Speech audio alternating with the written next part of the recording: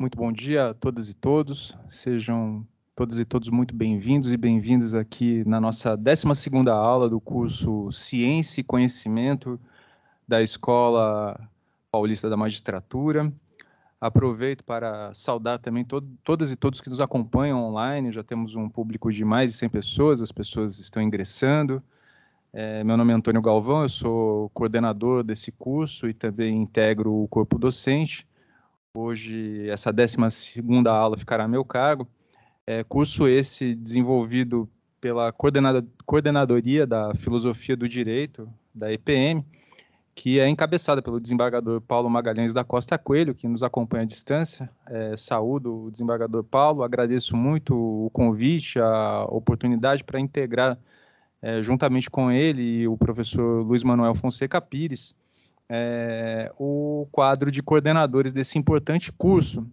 É uma verdadeira jornada, já rostos conhecidos, mesmo pessoal online, a gente já acaba tendo uma proximidade maior. Eu também tenho uma posição, digamos, privilegiada, né, porque também, de certa forma, sou aluno, né, então acompanhei todas as aulas, acompanhei os debates e discussões e perguntas nos chats, por vezes acaloradas, né, mas eu queria destacar aqui que todas as perguntas são muito bem-vindas, né, eu acho que o debate é importante e isso, de certa forma, retrata o espírito da IPM, que é um espírito plural, de abertura institucional, de respeito à alteridade. Então, até a minha fala principal, pretendo não exaurir todo o tempo, para a gente ter um bom tempo para perguntas, debates, enfim.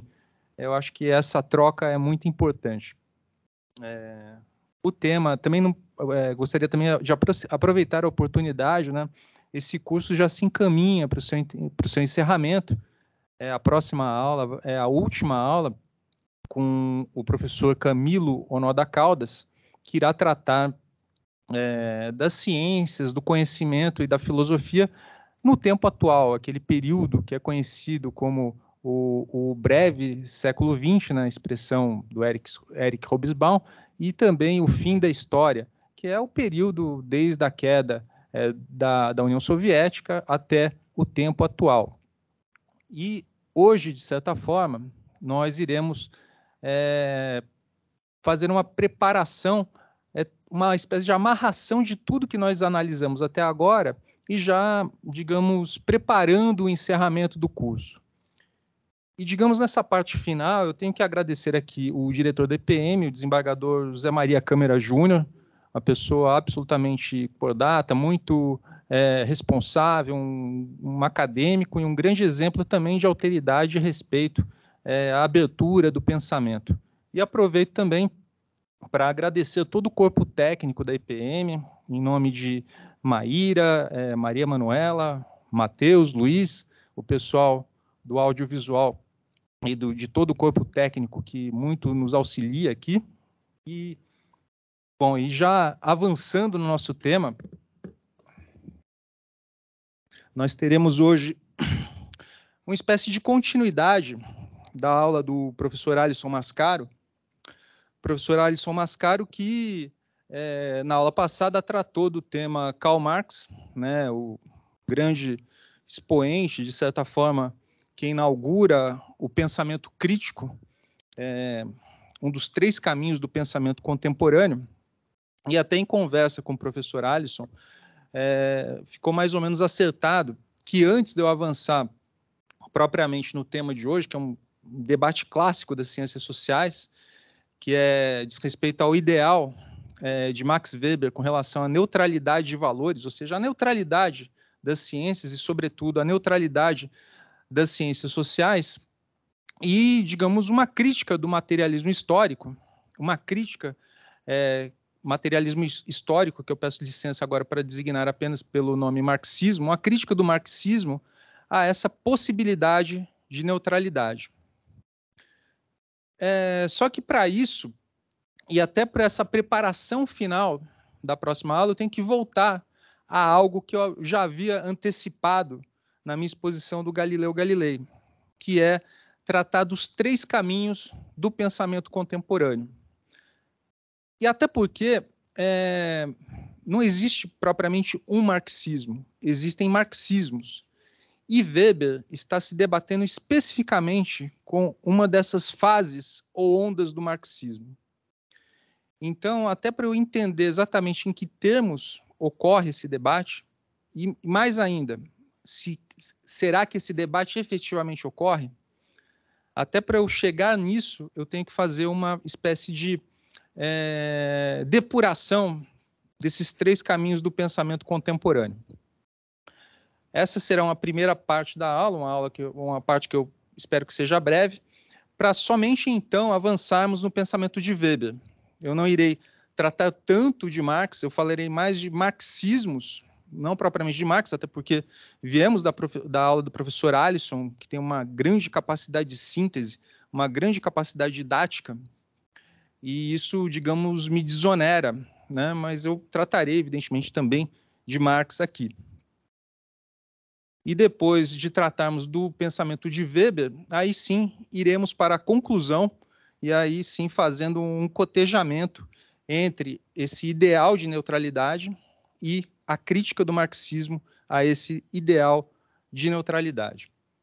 E com relação a Weber, eu tenho, com grande satisfação, vou apresentar uma obra que é altamente inovadora no pensamento weberiano, uma obra que somente agora chega ao Brasil, somente agora não, mas que acaba de chegar, ou está chegando, porque foi um livro lançado no início deste ano, na Inglaterra, de um pensador extraordinário, e que somente agora eu soube que, na verdade, é um brasileiro. O nome dele é Vitor Strasseri, ele fez a PUC do Rio de Janeiro, até o nível do mestrado, e foi para a Alemanha, onde ele concluiu o doutorado dele na Universidade de Berlim, e o PhD dele se transformou nesse livro. Atualmente ele está radicado na Universidade de Bern, na Suíça, onde ele é professor, e além de ter tido acesso a esse livro, que é extraordinário, tive a oportunidade de conversar com o professor Vitor no sábado passado, inclusive, porque o tempo de preparação da aula foi curto, e até para eu saber se eu estava num caminho correto para poder apresentar adequadamente o livro dele, tivemos uma breve conversa e agradeço muito a ele essa oportunidade.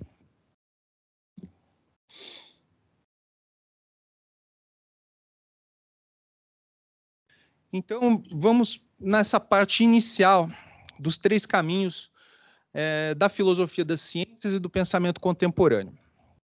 Essa classificação que eu apresento aqui é uma classificação que muitos e muitas estão familiarizados, que é uma classificação do professor Alisson Mascaro. Na verdade, assim, é mais notória a classificação do professor Alisson com relação aos três caminhos da filosofia do direito contemporâneo, que é o caminho juspositivista, o caminho não juspositivista e o caminho crítico. Eu já havia explicado, mas só relembrando aquilo que eu expus na última aula referente ao Renascimento e a Galileu, o caminho positivista é aquele que analisa o direito em seus próprios termos, aquilo que está posto, aquilo que pensa em quadrantes internos do direito e considera o direito apenas direito enquanto norma. É um resumo absurdamente sintético, isso que eu falei. Existem vários positivismos, existem positivismos ecléticos, com uma abertura maior, por exemplo, a questão da moral, a questão dos costumes, outros são mais fechados. Mas, não obstante essa variação, há um grande rol de positivistas. O nome maior é Hans Kelsen, né? Também aqui no Brasil, nos últimos anos, também foi muito recepcionado o pensamento de Herbert Hart, mas o próprio Dworkin, Alexis, todos eles estão no quadrante do positivismo.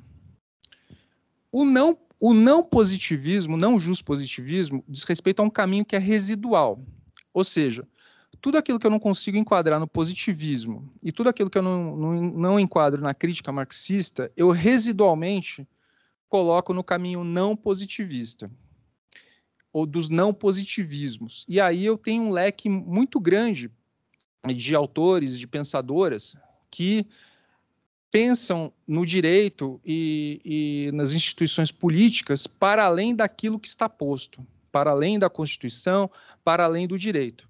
Então, nesse hall, eu tenho pensadores que são mais progressistas, como Foucault, ou, por exemplo, Agamben, ou a própria Judith Butler, mas também tenho pensadores que são, digamos, conservadores e, por vezes, reacionários, não obstante brilhantes, como Carl Schmitt.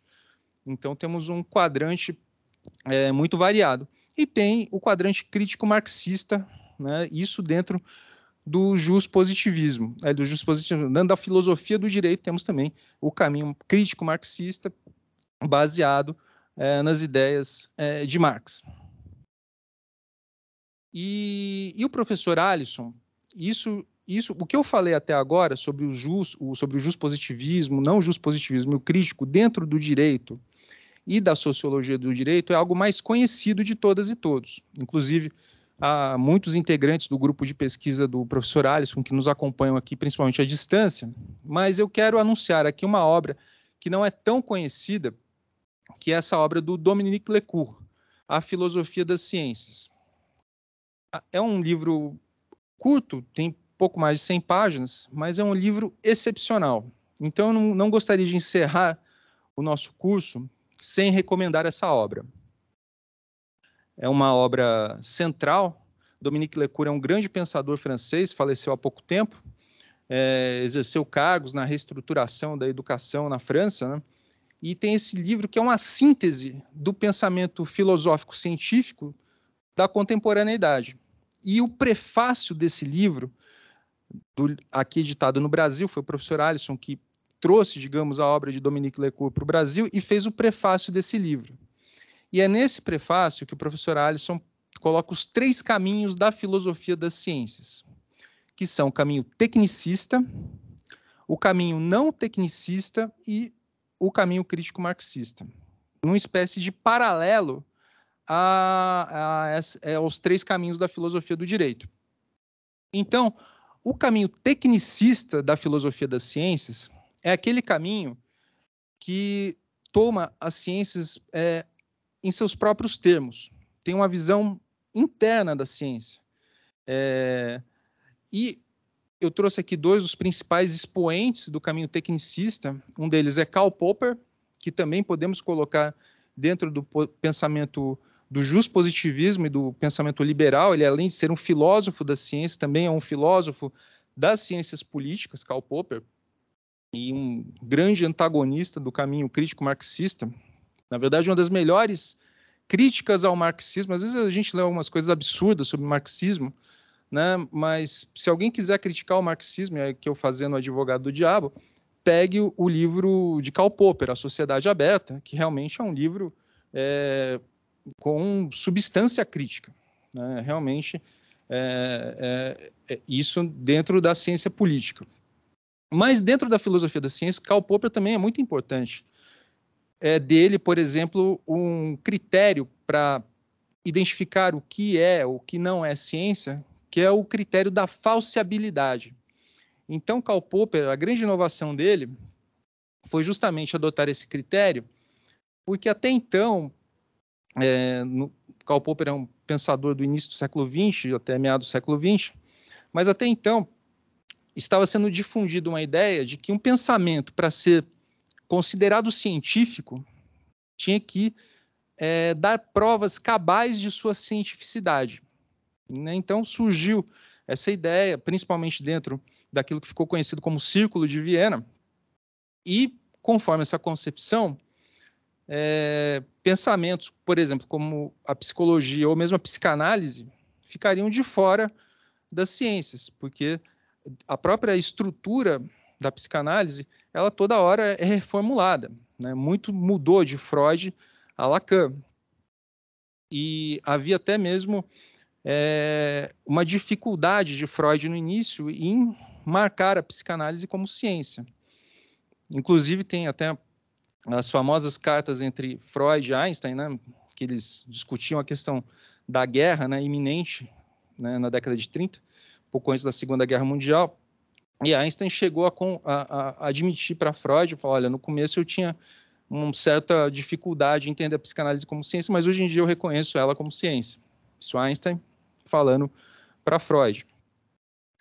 E aí Karl Popper, ele fala, não, é praticamente impossível você comprovar a cientificidade de algo, assim, de forma absoluta.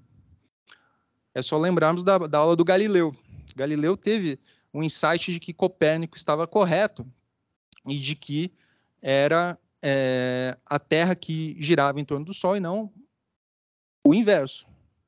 Mas ele teve muita dificuldade de produzir provas cabais que eram totalmente refutadas ou eram refutadas pontualmente e às vezes de forma criteriosa por aqueles que adotavam a teoria geocêntrica, ou seja, de que era o contrário, que o Sol girava em torno da Terra. Então, por esse critério da cientificidade cabalmente demonstrada, Galileu não seria cientista. E nem mesmo Einstein mesmo, porque muito do que Einstein descobriu no início sobre a teoria da relatividade, sobre,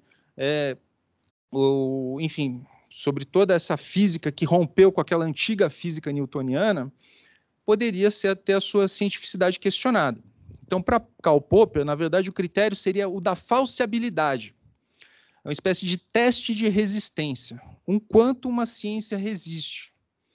E realmente, se pegarmos Marx, Freud, Lacan, são caminhos científicos que têm uma elevadíssima resistência. É muito difícil você refutar essas ideias. Então, para Popper, o critério é esse: o quanto uma ciência resiste, enquanto as ideias podem ser persistentes em termos de não serem refutadas. Outro grande pensador da filosofia das ciências tecnicista é Thomas Kuhn. Eu vou falar dele brevemente, até porque na aula passada do Galileu trouxe as ideias de Thomas Kuhn, porque ele criou conceitos muito interessantes, né? No livro dele que trata da estrutura das revoluções científicas, e Thomas Kuhn falava que uma revolução científica fica caracterizada quando há uma mudança de paradigma, ou seja, as pessoas pensavam a partir de uma determinada perspectiva científica, e em dado momento alguém traz uma nova ideia que rompe com todo esse parâmetro anterior, mas esse rompimento é um rompimento de abertura. Ou seja, esse rompimento não dá toda uma estrutura científica já dada. É simplesmente uma abertura de caminho. Que foi o que Galileu fez, por exemplo. Então, por isso que Galileu é um grande expoente da revolução científica do tempo do Renascimento. Que ele rompe com a teoria do geocentrismo, mas, ao mesmo tempo, ele tem mais dúvidas do que certezas e abre todo um caminho de pesquisa novo. Então, em síntese, esse é um dos conceitos principais de Thomas Kuhn, que é o conceito de ruptura de paradigma para caracterizar uma revolução científica. Agora, avançando um pouco, e o segundo caminho são os não tecnicistas. Então, são pensadores e pensadoras que não são do campo crítico, mas começam a pensar as ciências a partir de horizontes para além da institucionalidade e para além do próprio pensamento científico. Então, nesse rol, nós temos, por exemplo, Gaston Bachelard, muito conhecido, principalmente no campo da pedagogia e da psicologia aqui no Brasil. Georges Canguilhem, que era um médico, filósofo também. A grande obra dele é O Normal e Patológico. Michel Foucault, Bourdieu, Heidegger, né? E um outro pensador que daqui a pouco eu vou dar um destaque maior para ele, que é Gunther Anders. Tá? Esses pensadores do não tecnicismo, apesar deles não alcançarem o pensamento crítico, ou seja, não vão até as questões relativas ao modo de produção e como esse modo de produção interfere no pensamento científico, mas, ao mesmo tempo, eles têm contribuições muito interessantes. Então, por exemplo, Gaston Bachelard, um dos conceitos principais dele é o de obstáculo epistemológico.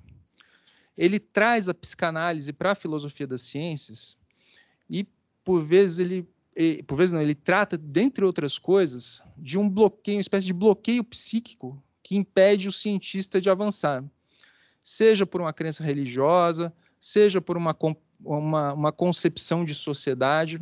Então, ele procura tratar as ciências também do ponto de vista, digamos, psicológico e psicanalítico. O outro pensador é Georges Canguilhem, um médico que ficou muito conhecido por sua obra O Normal e o Patológico, e nós podemos, por exemplo, pensar muito brevemente nos seguintes termos, né? Será que ser normal numa sociedade doente, isso é um sinal de ser saudável? Né? Então, essa ideia, digamos, central de Canguilhem, que influenciou muito Foucault, que pensa as ciências como saberes poder, ou seja, Foucault faz todo um apanhado do pensamento científico, da história do pensamento científico, e, por exemplo, trata muito das relações de poder por meio das ciências. Isso ficou muito caracterizado no século XIX, por exemplo, aquelas teorias, né, para quem é do direito penal, lembra do Lombroso, por exemplo, que o sujeito media o nariz do sujeito, fala, não, até semana teve um negócio desse que eu vi, né, tem um nariz de psicopata, né? Então, o Lombroso procurava enquadrar as pessoas a partir de suas características físicas, mas isso era um jeito de sujeitar uma determinada camada social a normas mais rigorosas do que aquelas aplicadas a, digamos, camadas de elite.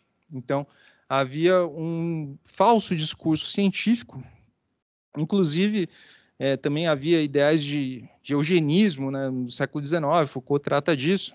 Até recentemente, a revista Nature, né, que é uma das revistas científicas mais conhecidas, acho que no ano passado ela fez um editorial pedindo desculpas, porque em determinado momento ela adotou esse tipo de concepção. E eu queria também tratar especificamente Guten Anders, que é uma figura muito interessante, é um pensador singular. Guten Anders ele foi casado com ele foi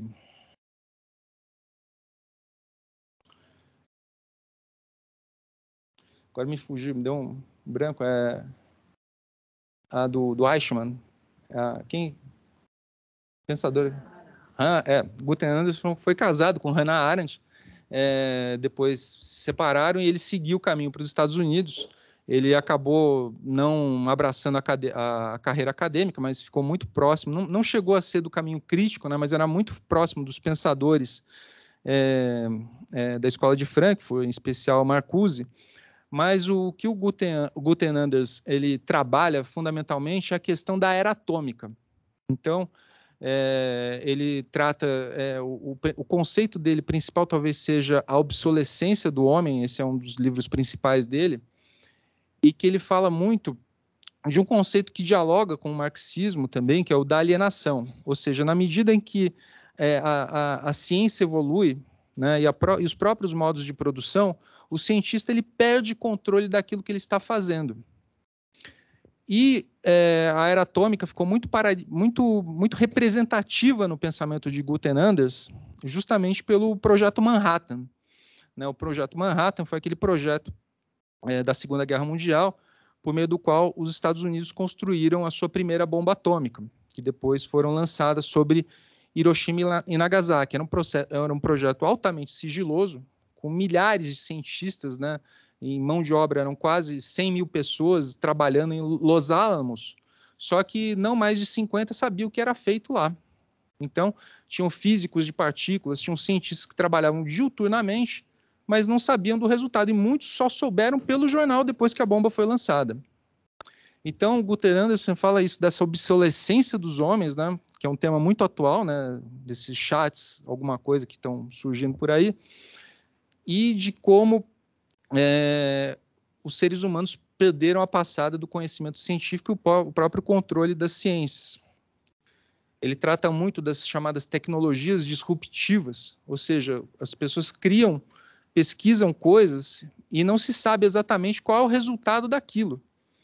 Então, quando teve um dos primeiros testes nucleares, né, antes mesmo do lançamento da primeira bomba da Trinity, né, que foi em 1945, mas dizem que os cientistas estavam numa sala assim, morrendo de medo porque não sabia se o mundo ia acabar ali, né, e fazendo a experiência. Então, Guten Anders traz isso, e esse é um momento muito feliz para falar de Guten Anderson, porque na semana passada, ele ficou muito tempo sem ser publicado aqui no Brasil, e na semana passada saiu um livro dele, que é Nós, Filhos de Eichmann, que é uma carta que ele escreveu, uma carta pública que ele escreveu para o filho de Eichmann. Inclusive, houve até uma briga entre ele e o Marcuse, porque o Marcuse achou que o Gutenberg estava sendo muito bonzinho, né? Mas ele trabalha essas questões e é um grande expoente do movimento contra a guerra nuclear e um grande expoente do pensamento pacifista Gutenberg. Ele também tem um outro livro que é Carta ao Piloto de Hiroshima, também um livro muito bonito, ainda não foi lançado aqui, mas esse da Nós, Filhos de Eichmann, foi lançado na semana passada. Se não me engano, a editora Elefante, salvo engano. E, finalmente, nós temos o caminho crítico marxista, que é e agora sim, já para depurarmos exatamente, né, e já começarmos a adentrar no tema propriamente da aula, que é um pensamento muito complexo, até porque existem várias ondas e fases do marxismo.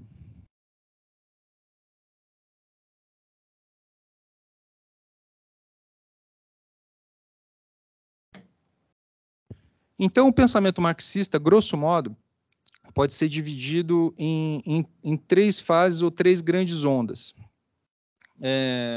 Essa divisão não é propriamente a divisão que o professor Alisson Mascaro faz, mas a inspiração para essa divisão que eu vou apresentar aqui vem do capítulo 15 do professor Alisson Mascaro, que é o capítulo 15 da Filosofia do Direito, que é o maior capítulo do livro, tem acho que mais de 100 páginas. Mas quem quiser ter acesso a um texto mais breve, que também dialoga muito com o pensamento do professor Alisson, esse artigo do Ingo Elbe, um pensador atual do campo crítico, e ele foi traduzido no site Lavra Palavra. Então, se digitarem Lavra Palavra e Ingo Elbe, vai aparecer esse artigo, é um artigo curto, que fala fundamentalmente desses três caminhos do pensamento, essas três fases ou ondas do pensamento crítico marxista.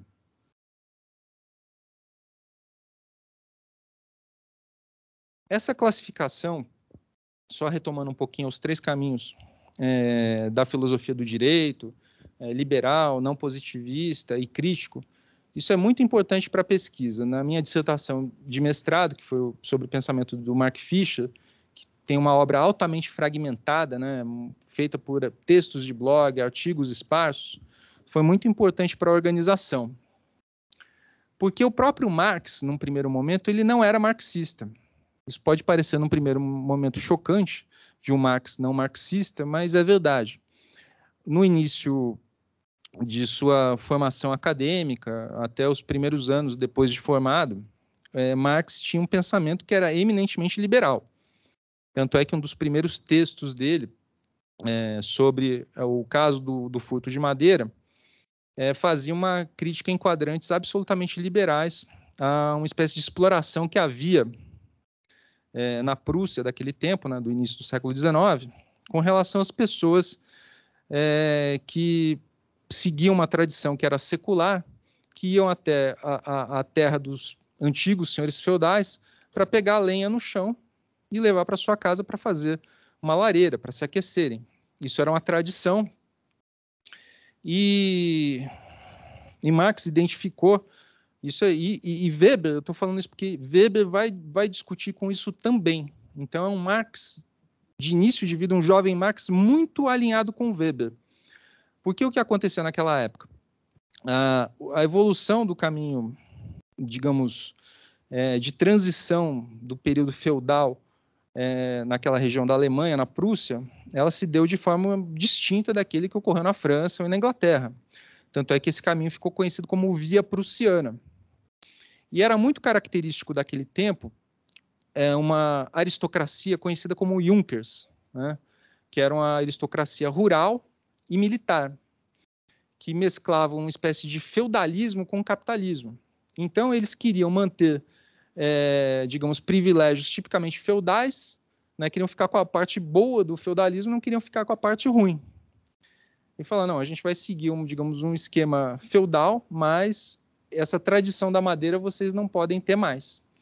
E aí começou a haver perseguições das pessoas que iam coletar madeira caída no chão, graveto caído. As pessoas eram presas, eram punidas por conta disso. E Marx se insurgiu contra isso e se insurgiu em termos tipicamente liberais. Então, teve uma fase de Marx que era uma fase não marxista. Mas vamos lá, voltando aqui ao tema. Eu falo 3 fases porque elas, de certo modo, elas se combinam. Então, às vezes, pensamentos da primeira fase, da primeira onda, eles vão ressoar na última fase. A primeira fase do pensamento marxista, ou o primeiro marxismo, é aquele conhecido como tradicional ortodoxo. Evidentemente que naquele tempo nenhum marxista falava eu sou um marxista ortodoxo, até porque só tinha um tipo de marxismo. Esse marxismo tradicional ou ortodoxo, ele ficou caracterizado por um intenso movimento operário, ou seja, o marxismo era, digamos, muito claramente a linha ideológica, a linha de pensamento adotada pelos grandes partidos operários que estavam se desenvolvendo, sobretudo na Inglaterra e também na França e na própria Prússia, na Alemanha de então. Também ficou muito caracterizado por aquilo que foi tido como um determinismo econômico. Então, era como se houvesse uma causalidade imediata entre o econômico e entre aquilo que era o social. Vejam, isso é uma leitura típica daquela época. Não é, digamos, o melhor Marx. E acho que nem foi isso que Marx quis dizer, e com certeza não foi. É desse tempo, por exemplo, que surgiu o enorme uso dessa expressão relação estrutura e superestrutura.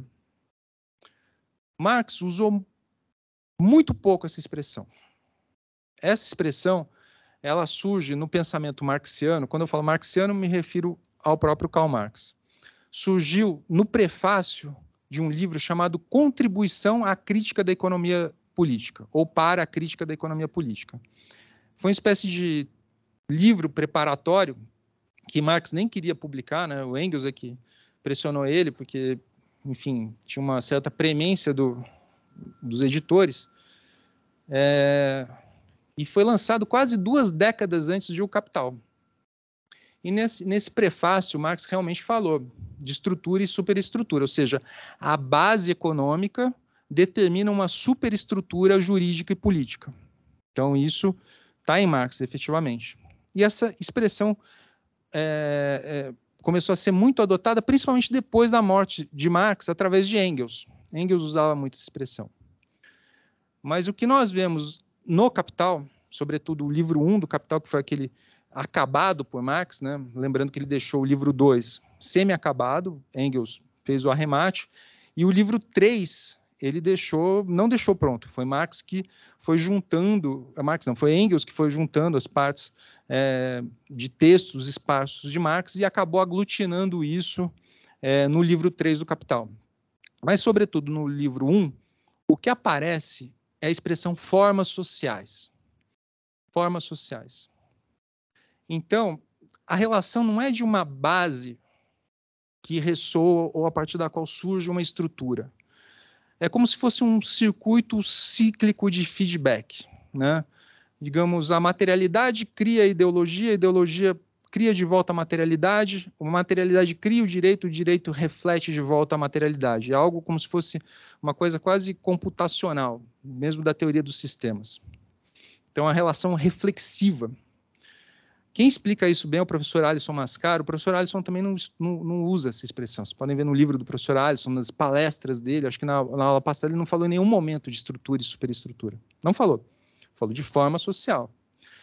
No livro dele, Estado e Forma Política, quando ele vai tratar da escola da regulação, no período pós-fordista, um dos capítulos finais de Estado e Forma Política, ele explica essa relação estrutura, superestrutura e como a gente decodifica isso em termos de forma social.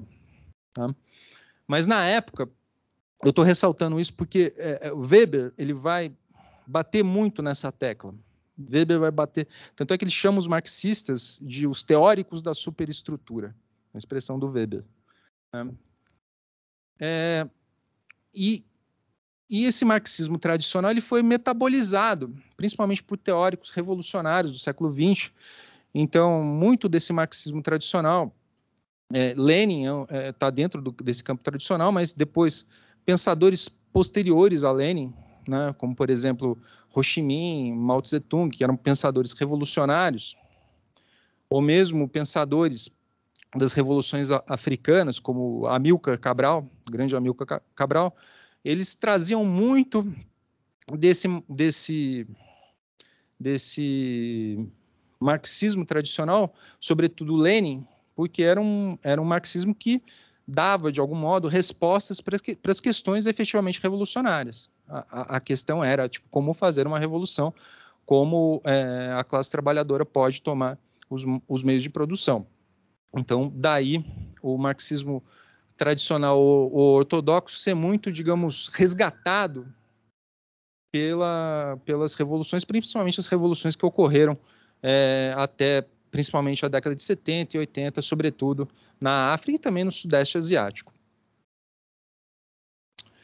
Depois, temos o chamado marxismo ocidental, e é o primeiro grande livro, talvez o marco inicial do marxismo ocidental, seja o livro História e Consciência de Classes, de Lukács, né, Lukács, ou Lukács.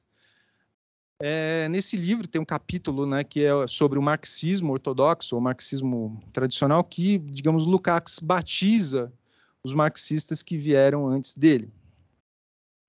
E, por sua vez, Lukács e os demais do marxismo ocidental foram batizados, salvo engano, a primeira vez que surge essa expressão é num livro de Merleau-Ponty, As Aventuras da Dialética, mas a expressão marxismo ocidental ficou notabilizada nos anos 70 por Perry Anderson, né, o historiador crítico inglês, que tem um livro que trata do marxismo ocidental.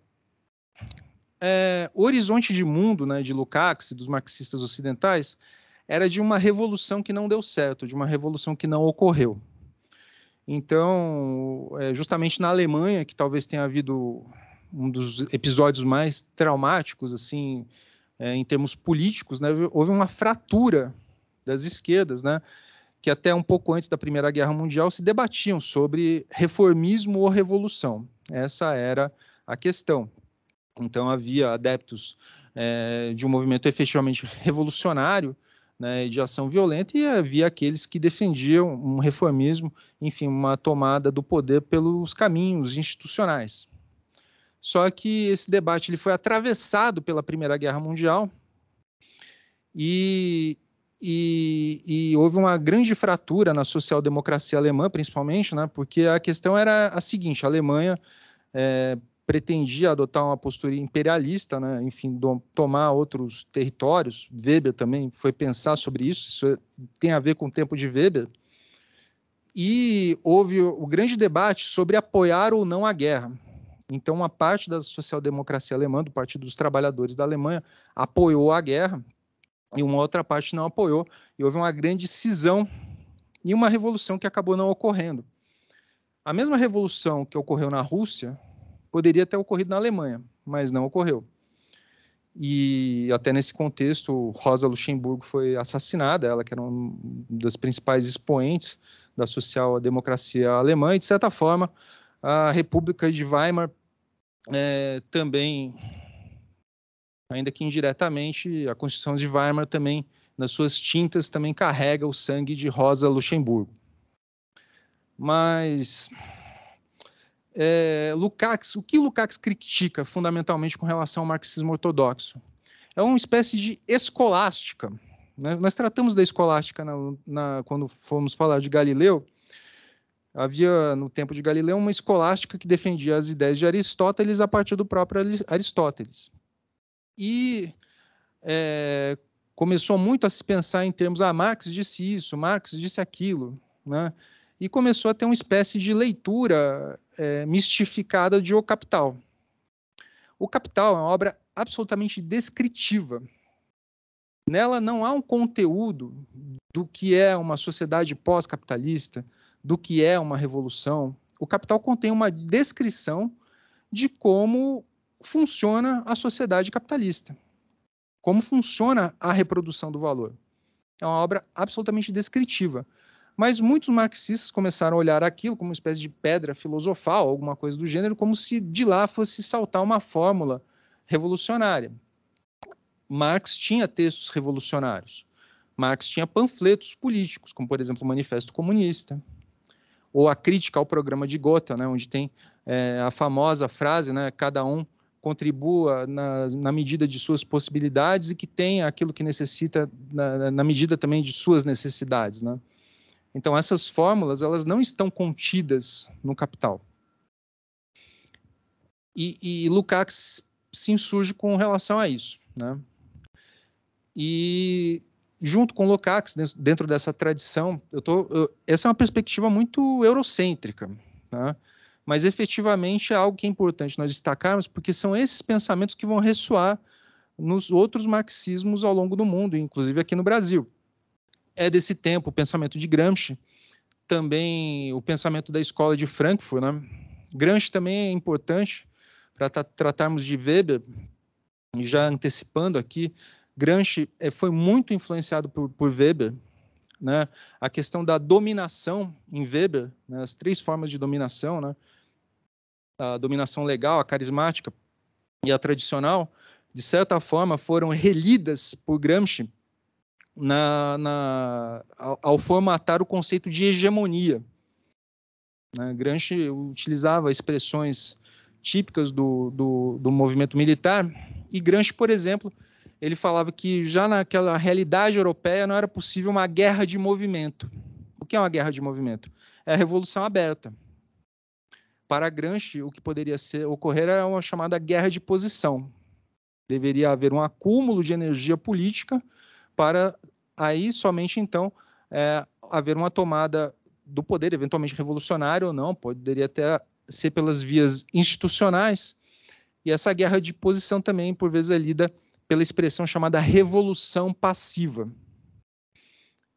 Já a escola de Frankfurt foi os frankfurtianos, né, Adorno, Horkheimer e Marcuse, por conta da Segunda Guerra Mundial, todos eles de origem judaica, eles fugiram para os Estados Unidos, e a grande questão com que eles se debatiam era a sociedade industrial daquele tempo e também os motivos pelos quais, né, para entender os fenômenos nazista e fascista, né? Tanto é desse tempo a grande obra de Adorno, né, que é a personalidade autoritária,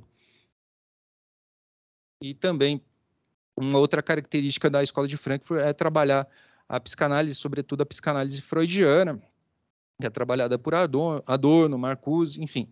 É só para dar esse panorama muito breve da escola de Frankfurt. E existem várias outras tradições. A New Left, né, a nova esquerda britânica, surgiu na década de 50 e depois ela foi desembocar nos estudos culturais britânicos, que de certa forma existem até hoje. Um grande expoente que faleceu faz pouco tempo, é Stuart Hall. E temos, então, no final dos anos 60, a partir de 65, aquele pensamento que foi considerado o último do marxismo ocidental, que fecha o marxismo ocidental e inaugura o chamado novo marxismo, uma expressão adotada pelo professor Alisson Mascaro, que é a tradição viva do marxismo. E são as leituras mais avançadas, principalmente no que diz respeito a Marx.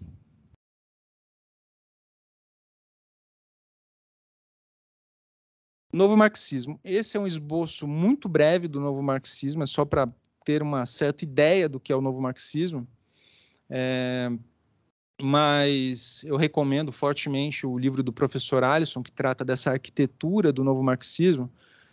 Mas, além de Althusser, que renovou a interpretação do pensamento marxiano, nós temos uma escola que é a chamada nova leitura de Marx. Veja, nova leitura de Marx, atenção nesse ponto que às vezes gera confusão, a nova leitura de Marx não é sinônimo de novo marxismo. A nova leitura de Marx é uma das vertentes do novo marxismo. E aqui também, novamente, já vou me remeter a Weber, né? Contra qual marxismo Weber se insurgia, né? E muitas das obras de Marx, né, que iluminaram a interpretação de O Capital e o próprio método do livro O Capital, que é um primor do ponto de vista metodológico, mas que Marx não fica, e até seria muito chato se ele fizesse a todo momento explicando o que ele estava fazendo lá. Mas do ponto de vista metodológico é um primor. E essa nova leitura de Marx, ela se baseia em obras de Marx que só foram publicadas muito tempo depois da morte de Marx e muito tempo depois da morte de Weber. Então, foi no final, salvo engano, da década de 40, anos 30, que foram publicadas 3 obras muito importantes do pensamento marxiano e do pensamento marxista. Uma delas é a Ideologia Alemã, que foi escrita juntamente com Engels, e foi uma espécie de resposta, o acerto de contas de Marx e Engels com relação ao pensamento hegeliano, né, por isso tem esse nome, a Ideologia Alemã.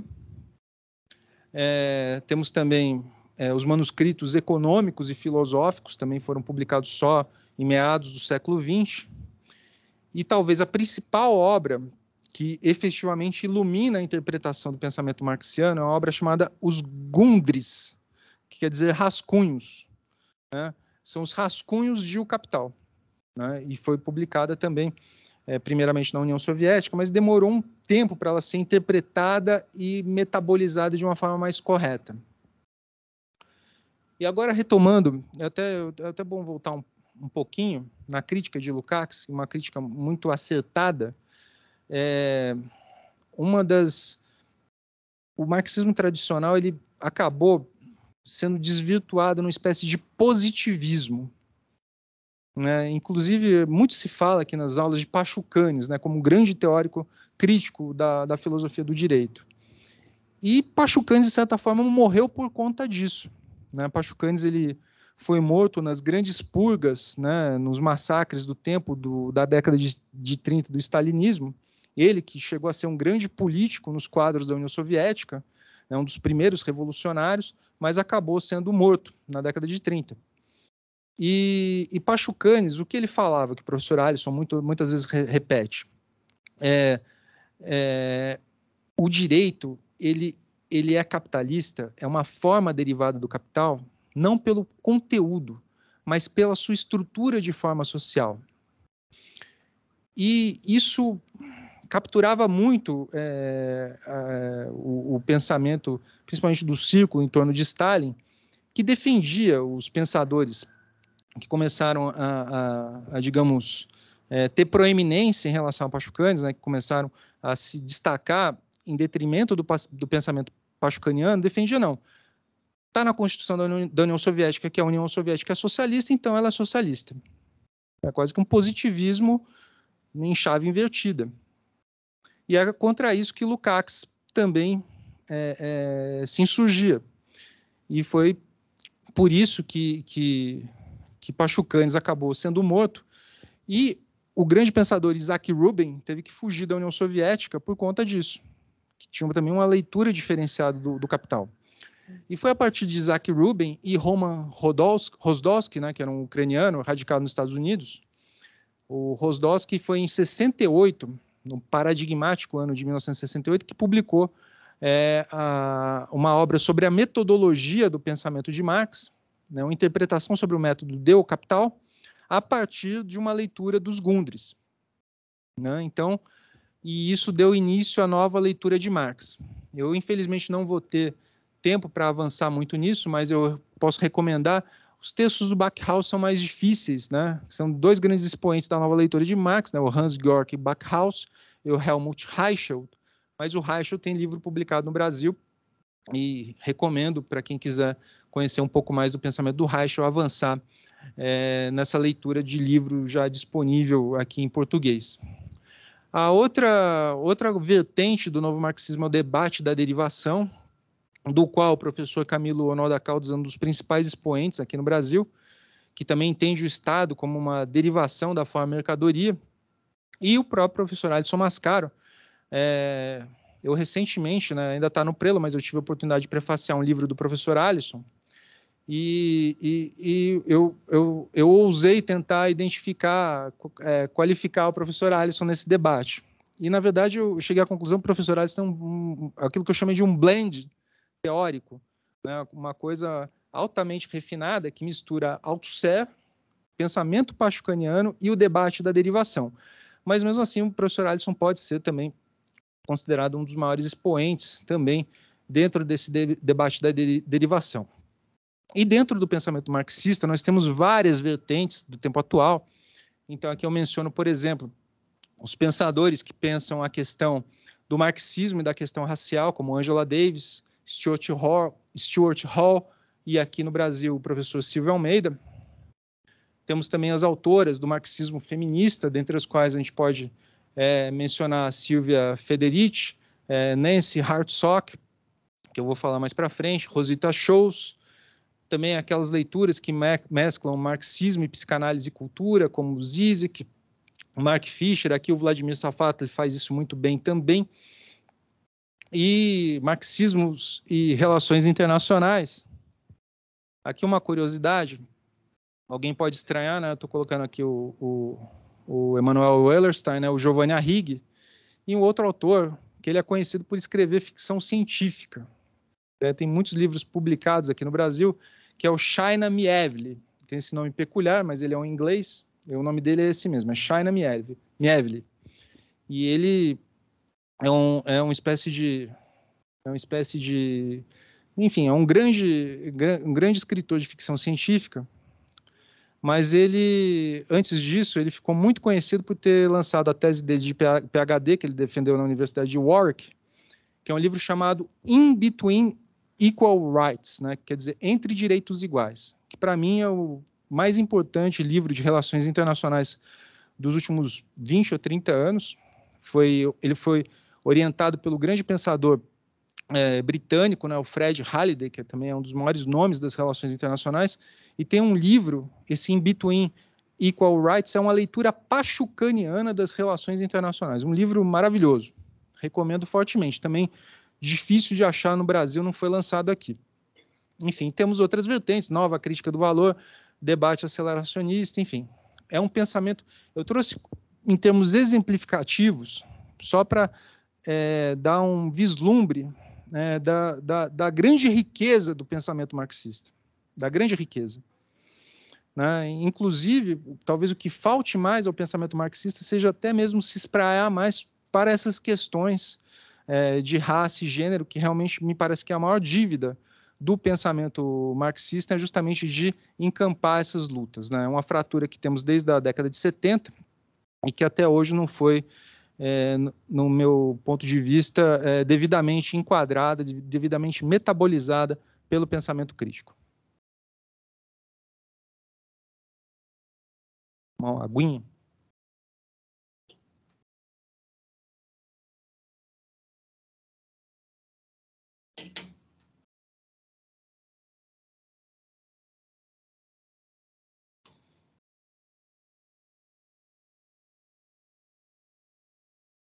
Caio do grupo de pesquisa conhece o China Mieville ou eu não conhecia?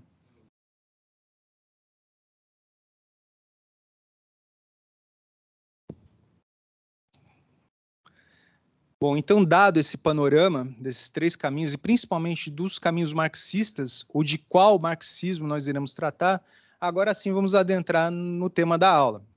Né? E a primeira coisa que nós temos que pontuar aqui é que Weber veio depois de Marx. Então, quando Weber nasceu, Marx estava publicando, tinha acabado de publicar o Capital, e Weber, quando Marx morreu, Weber tinha apenas cerca de 18 anos. Então, a primeira coisa é essa, ou seja, Weber vai se deparar com um pensamento marxiano, marxista, já muito consolidado. E que fazia muito parte da realidade dele na Prússia, ou na Alemanha, já a Alemanha reunificada, né? A Alemanha foi também unificada quando Weber era muito jovem, no contexto da Guerra Franco-Prussiana. E agora sim eu quero apresentar aquele livro do qual eu havia feito menção no início da aula, este livro aqui, é o jovem Max Weber e a social-democracia alemã.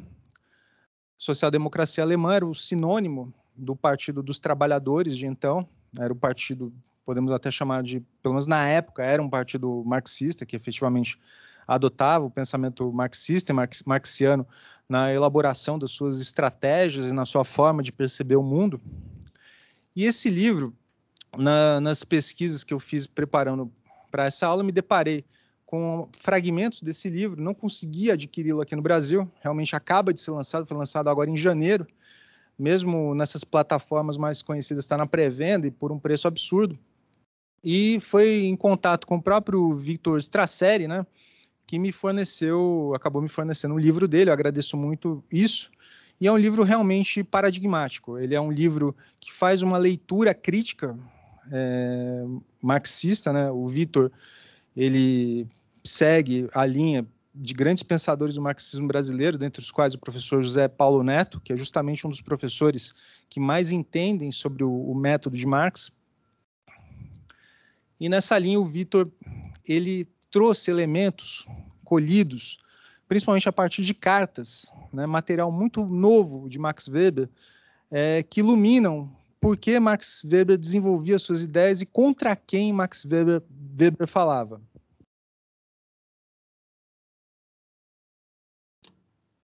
De certa maneira, Weber é um símbolo do espírito do tempo dele. Weber era atravessado pelas contradições da Alemanha de então. E havia duas figuras paradigmáticas na Alemanha. Uma delas era Otto von Bismarck, né, que foi o grande militar, Junker, né, ele fazia parte daquela aristocracia prussiana, que, né, declarou guerra contra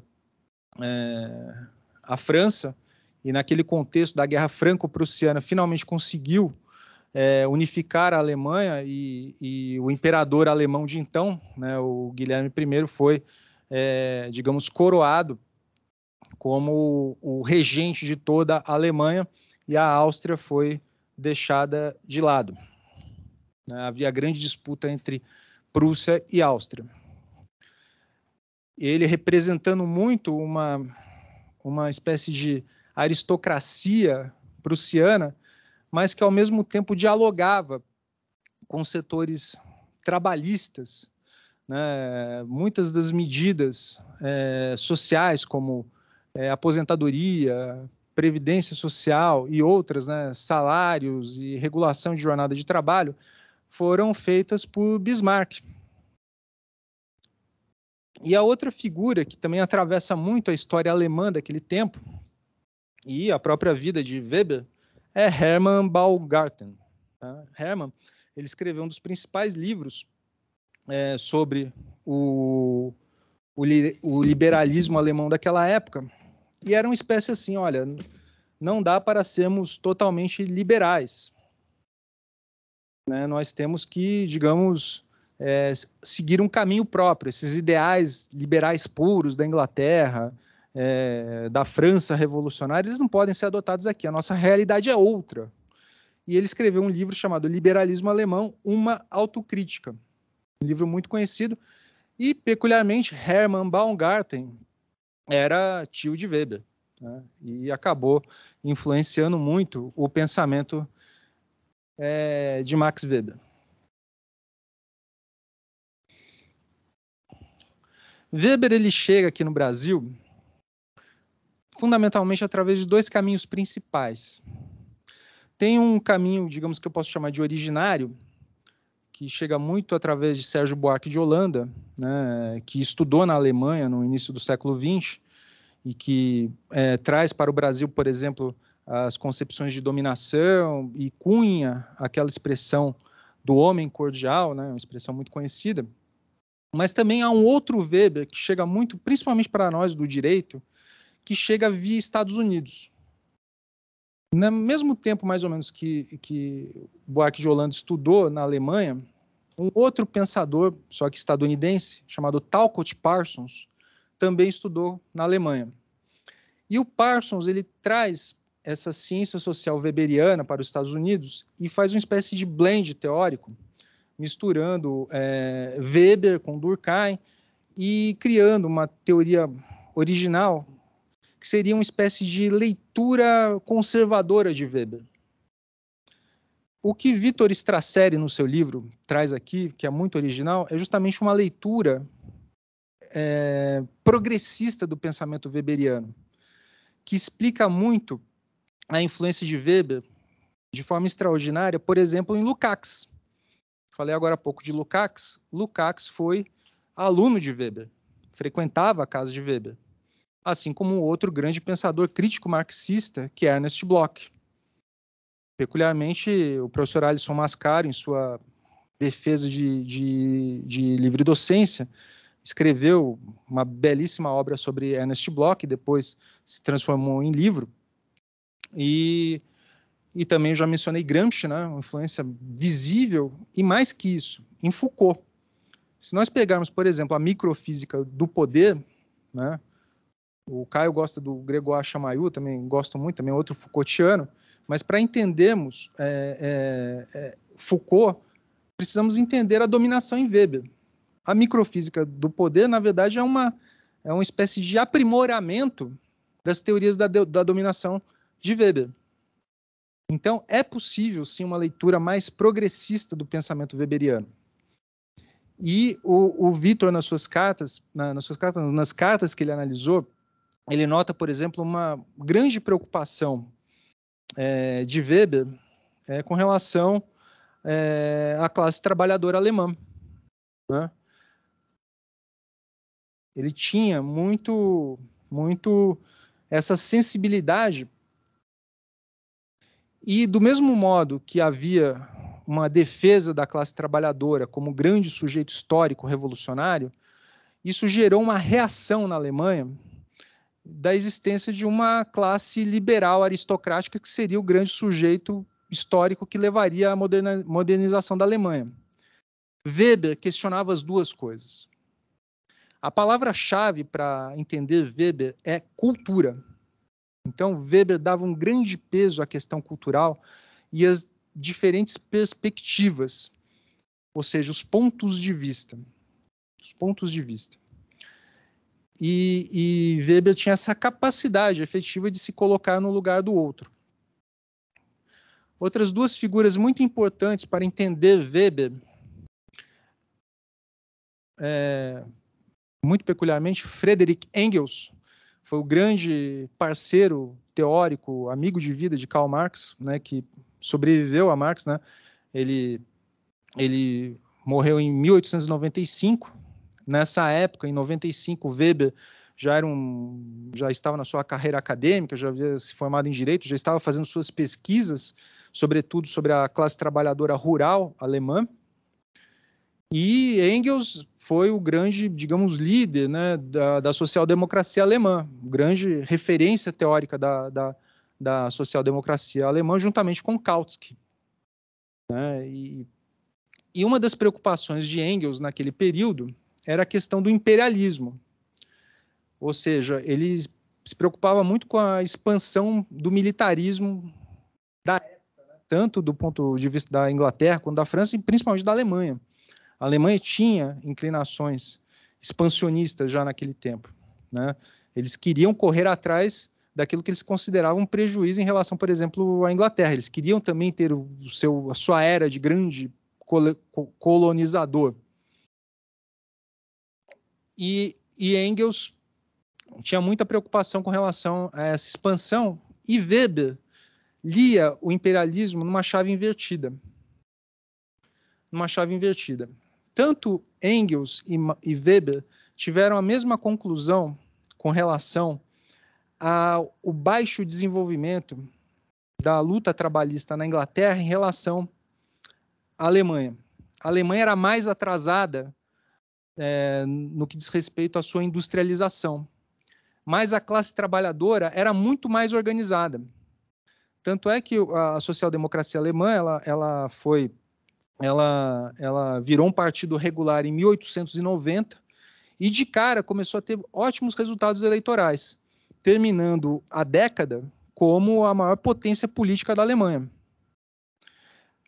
E o mesmo não acontecia na Inglaterra, né? A Inglaterra, com a tradição maior de lutas sindicais, um capitalismo muito mais desenvolvido, tinha o Labour Party, ele foi oficializado uns 10 anos depois da social-democracia alemã, ou seja, quando surgiu o Labour Party formalmente na Inglaterra, a social-democracia alemã já era uma potência política, já era o principal agente político na Alemanha.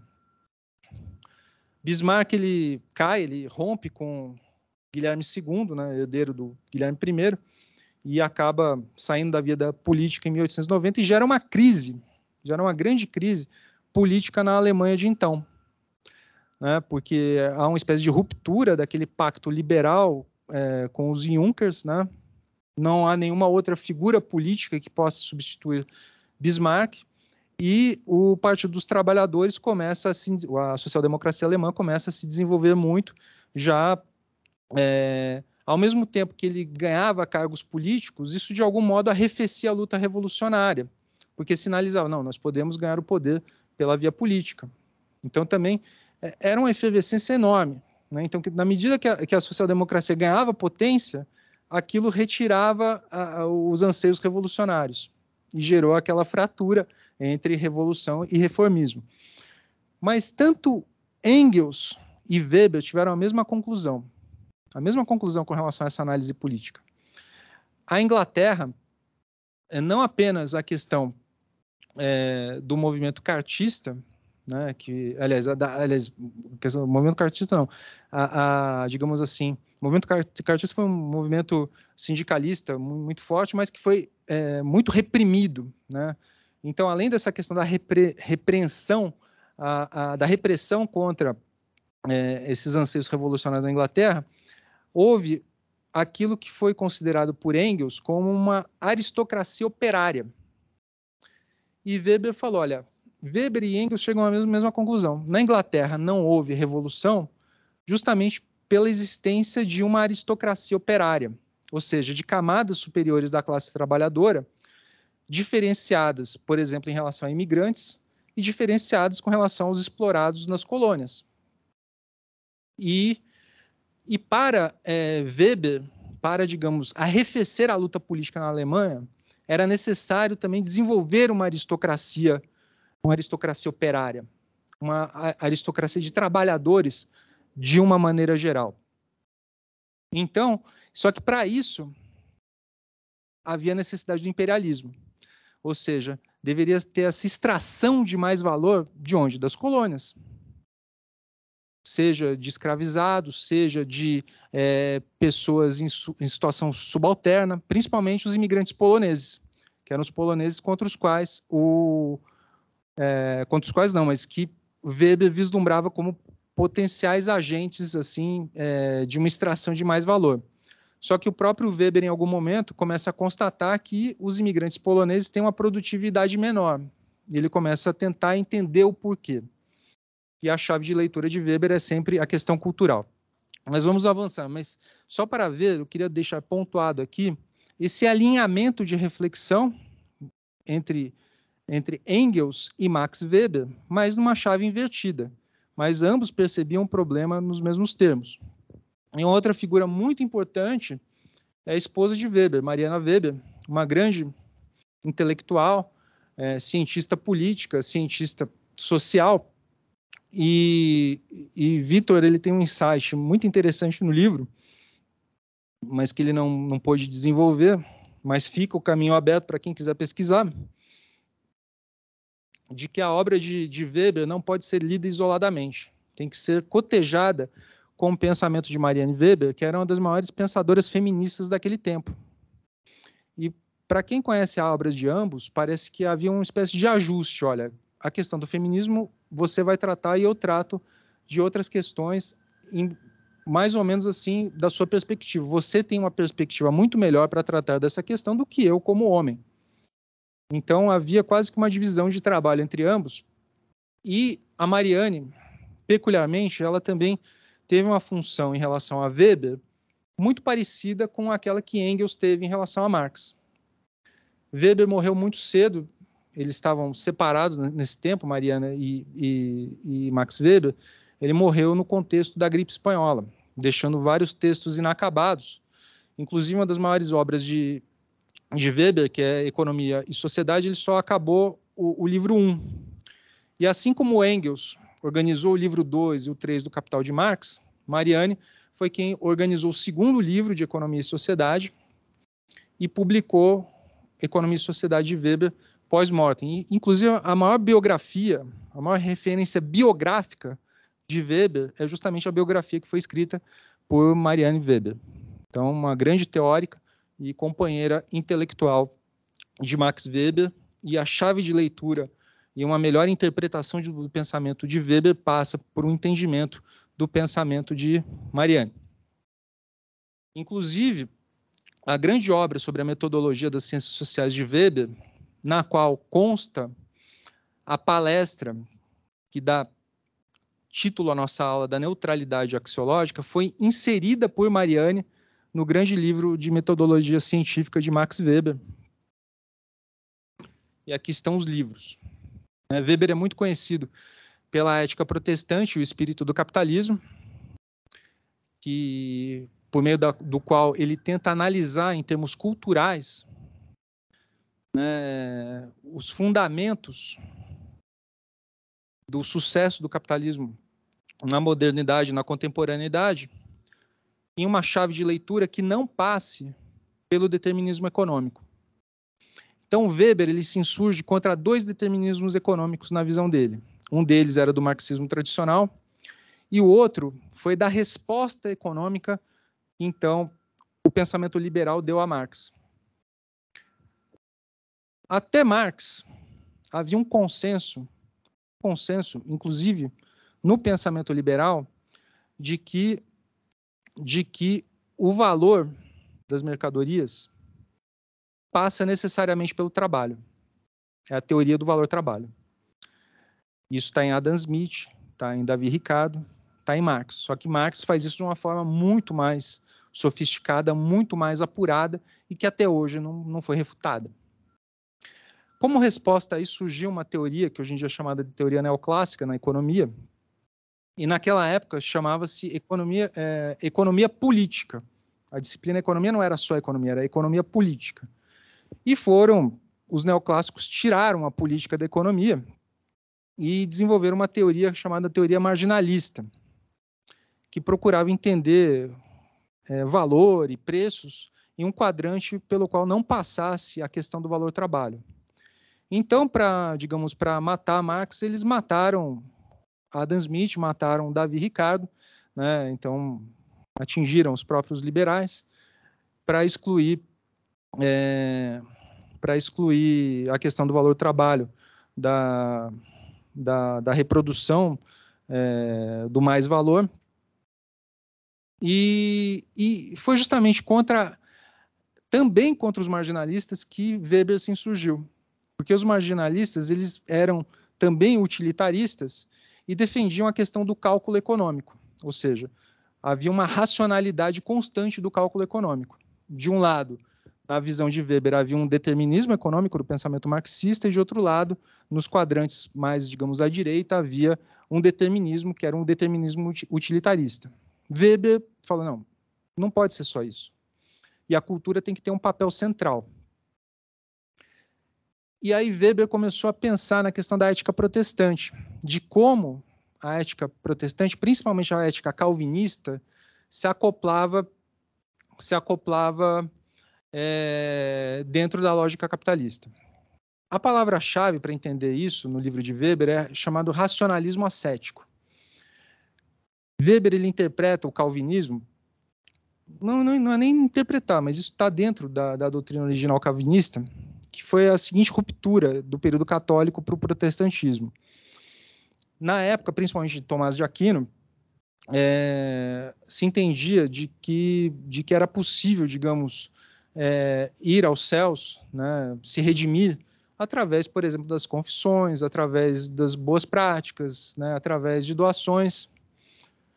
No tempo da Idade Média, aquele tempo que a gente mencionou já na aula de Galileu, houve uma espécie de descompasso entre essa ideologia da antiga escolástica, da antiga doutrina religiosa do tipo tomista, que, de algum modo, ela se acoplava ao imobilismo típico do período feudal. Então, no período feudal, o sujeito nascia servo, morria servo, e tinha que se conformar com isso. E tinha a esperança de ir aos céus, enfim. Já com o desenvolvimento, o renascimento econômico, houve um descompasso, ou seja, as pessoas começaram a acumular, começaram a ter dinheiro.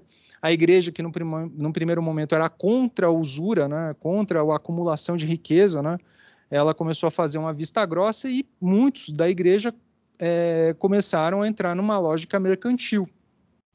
Então havia a venda, digamos, de indultos, né? Havia a venda desse tipo de graça, né? Então, além de se rezar tantos Pais Nossos e tantas Ave Marias, né, podia também fazer uma doação para a igreja e você iria aos céus, alguma coisa assim.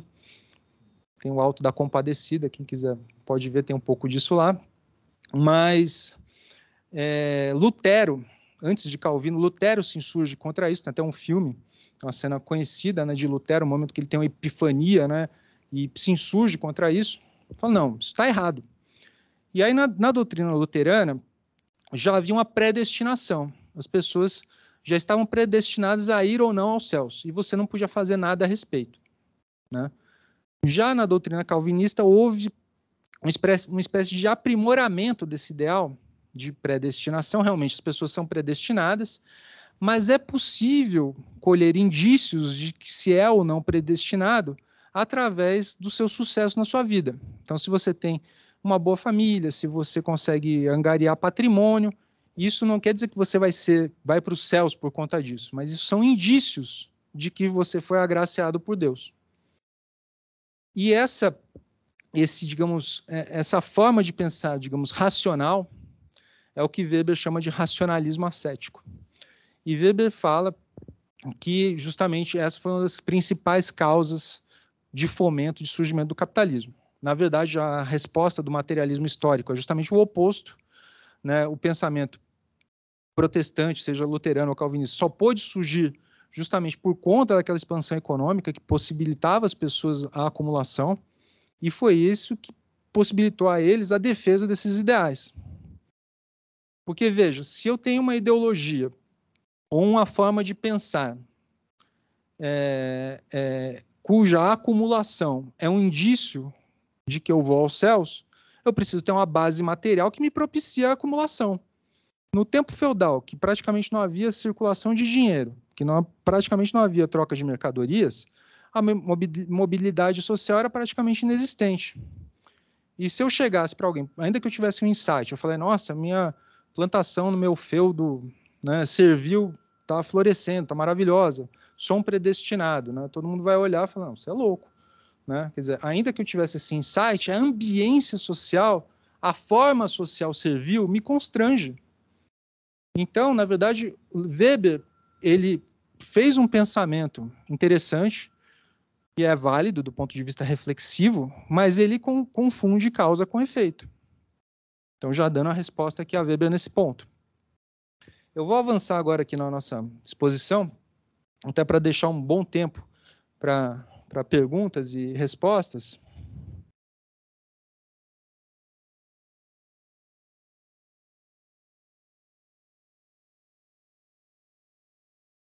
E já avançando aqui, já na conclusão, pelo menos dessa parte, que diz respeito a esse cotejamento entre Marx e Weber. O professor Alisson, na última aula, de uma forma muito didática, de uma forma muito precisa, falou que o tempo contemporâneo da ciência política e do direito permite fundamentalmente duas chaves de leitura.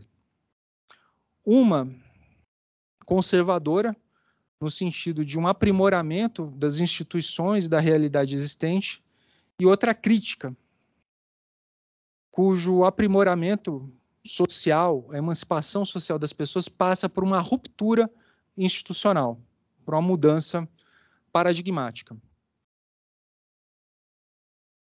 Então, e nesse caso, principalmente nas ciências sociais, a percepção do objeto, ela determina o método.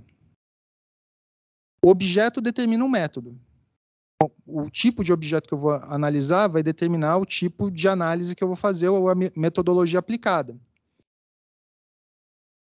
Por exemplo, uma questão... Vamos imaginar, por exemplo, vamos sair até um pouco das ciências sociais, vamos para as ciências exatas. Por exemplo, um físico, um engenheiro. Um engenheiro que trata com questões de eletricidade vai aprender o átomo de uma forma diferente de um físico de partículas. E mesmo um físico de partículas pode ter uma metodologia diferente se ele vai fazer uma aplicação médica ou uma aplicação militar para o conhecimento dele. A mesma base científica dele, que permite, por exemplo, a cura do câncer, permite a bomba atômica. O mesmo laser utilizado numa cirurgia pode ser utilizado para salvar ou para eliminar um ser humano. Então, a apreensão que eu tenho do objeto, ela de saída já determina o método e já estabelece também os fins. Então, a neutralidade em tais quadrantes ela é impossível. Mas será que é isso que Weber queria dizer? Né? Talvez não. Mas Weber, ele no livro de Vitor, né, ele fala isso ao final, que Weber, para Weber não havia alternativa ao capitalismo. Não há alternative, né? There is no alternative. China. Né? E Weber, Vitor termina o livro falando isso. Weber acreditava efetivamente no capitalismo. Ele não acreditava no socialismo. Ele tinha muito receio, principalmente das questões burocráticas, da dominação burocrática, tanto no capitalismo quanto nas transições socialistas. E ele, efetivamente, e essa é outra expressão de Vitor, sensacional no livro, Weber era um cartógrafo do possível. Então, para Weber,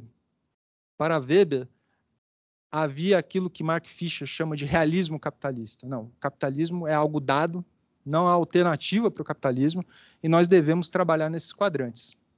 Weber percebia a sociedade em quadrantes individuais, em perspectivas individuais, em pontos de vista. Daí, o seu método de análise da sociedade passava por aquilo que se chama tipo ideal.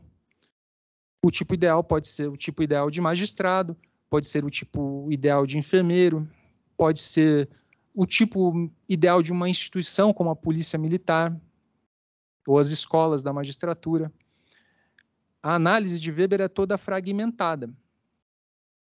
Já no campo crítico marxista, a análise é de uma totalidade que é contraditória. E justamente pelo objeto ser contraditório, eu preciso de um método que lide com a contradição. E esse método é a dialética. E a dialética, metodologia dialética, perpassa todo o Capital de uma forma muito bela. Seja a dialética entre a relação capital-trabalho. Por isso que muitas vezes os marginalistas na teoria econômica eles não conseguem entender, eles confundem coisas que são muito elementares para alguém que conhece um pouco a teoria marxista do valor, a teoria marxiana do valor. De saída, eles já confundem valor com preço. Valor não é preço. Valor não é preço. Em Marx não é. Para entender isso, eu tenho que entender a dialética. Valor pode ser preço, mas não necessariamente o é. Então, a dialética é justamente uma análise de coisas que são contraditórias e de transformações. Por isso que a dialética ela também é muito utilizada na psicanálise. Lacan trouxe a dialética para Freud. Lê a teoria freudiana a partir de uma dialética. Tem um psicanalista, tem um café filosófico dele, é o Ricardo Goldenberg. Ricardo Goldenberg, ele traz uma alegoria, foi a melhor síntese de dialética que eu vi até hoje. Ele pega um exemplo muito prosaico, assim, né, da cultura. Ele pega John Lennon. Então, explicando a dialética em termos lacanianos psíquicos, né? Especificamente o conceito de superação. Né? o conceito de superação, em Hegel, em Marx, em Lacan, ele tem tudo a ver com a dialética. Ou seja, a dialética diz respeito a um objeto que era algo e que se tornou algo diferente, mas nesse tornar-se algo diferente, algo daquilo que era antigo ficou. Então, a dialética não diz respeito a uma transformação absoluta, porque se for uma transformação absoluta, é um outro objeto. A gente pode ver isso em categorias transhistóricas, por exemplo, o patriarcado. O patriarcado, na antiguidade, era de um tipo. Historicamente, de forma dialética, ele se transforma num outro tipo de patriarcado no período feudal, e o patriarcado no capitalismo se apresenta de outro modo. É um objeto transhistórico. Algo do patriarcado da antiguidade remanesce, mas hoje em dia é um outro tipo de patriarcado. E aí, dentro da teoria marxiana, valor e preço, por exemplo. O valor, ele surge socialmente dentro da produção. Ele é extraído a partir daquele excedente conhecido como mais-valor, daquele excedente aquele excedente de trabalho. Mas ele só se realiza na venda da mercadoria, que é o preço, que é o lucro. Então, por isso que há muita confusão, principalmente dos críticos da escola neoclássica, com relação à formação de preços e valores, porque são coisas distintas. O preço e o lucro é a concretude dialética daquilo que antes só existia em potência. E aí a gente pode até pensar em termos aristotélicos, potência e dynamen, mas aí já é uma outra questão. Mas, enfim, já me encaminhando aqui para o encerramento da nossa exposição, já na parte final, a percepção do objeto determina o método e a finalidade da pesquisa.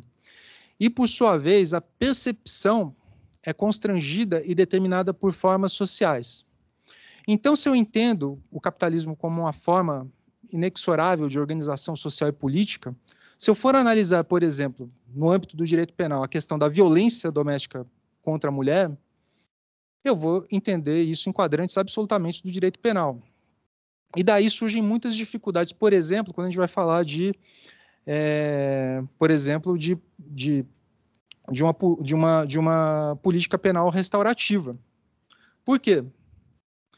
Porque a lógica do direito penal, ela passa por uma forma social altamente individualista, que metaboliza tudo em quadrantes individualistas, e tudo é decodificado em dosimetria de penas.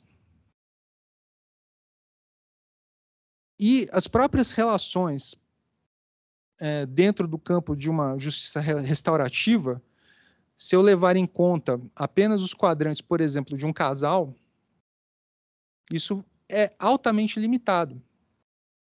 Tem um pensador chamado Rodrigo Nunes, ele publicou ano passado um livro muito interessante chamado Do Transe e a Vertigem. Um dos melhores livros que eu li no ano passado.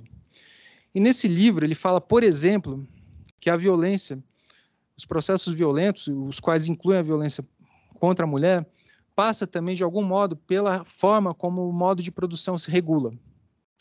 Na medida que há uma ascensão das mulheres no meio social, em que elas atingem patamares mais próximos, ainda estão distantes, mas atingem patamares próximos, dentro do serviço público isso é mais tranquilo, né? Não tem como ter essa diferença, mas a partir do momento que há esse ganho, e que, por outro lado, não há nenhuma contrapartida para a classe trabalhadora de uma maneira geral, aquele homem do tempo antigo, né, do período, digamos, do ideal fordista, ele perde marcadores sociais.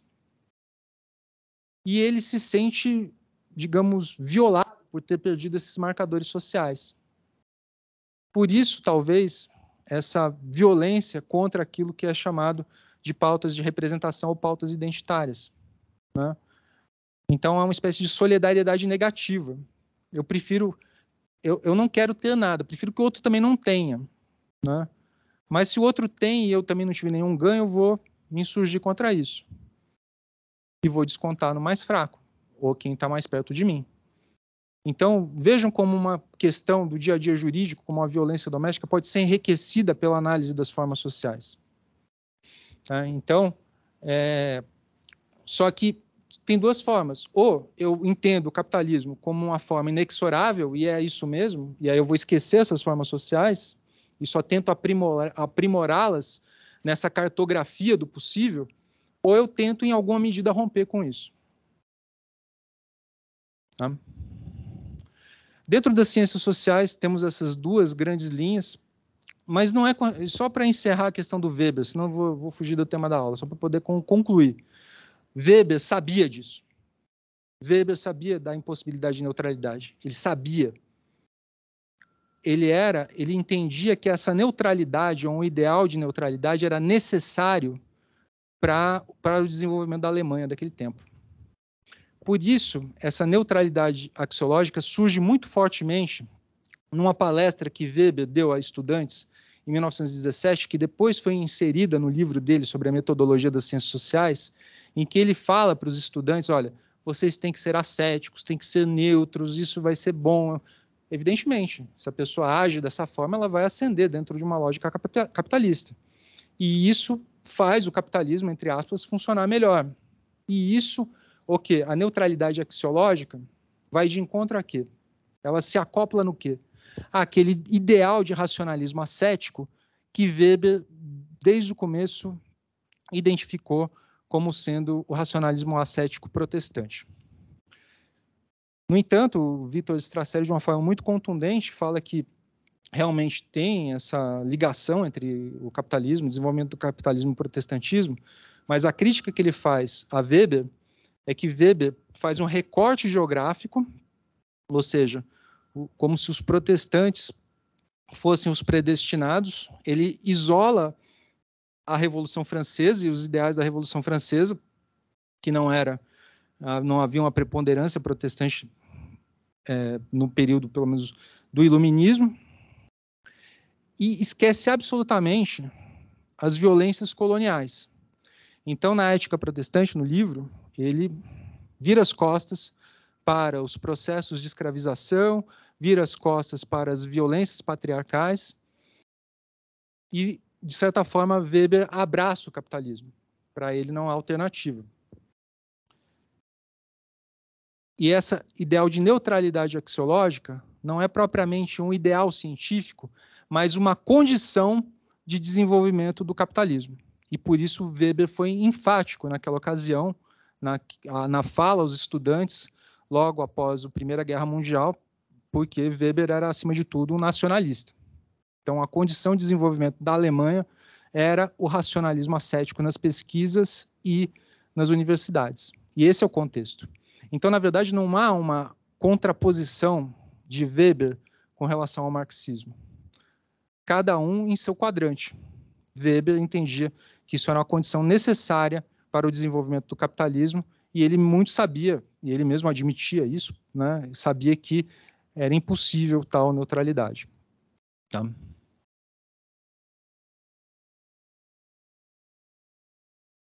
Eu queria fazer uma menção também com relação à questão da neutralidade, trazendo um pouco para a minha pesquisa do tempo do mestrado, que diz respeito ao pensamento de Mark Fisher. Mark Fisher ele é muito mais conhecido pela crítica que ele faz à saúde mental, à questão da depressão, também à crítica cultural, mas tem uma dimensão do pensamento de Mark Fisher que diz respeito às ciências, inclusive as ciências que são exatas.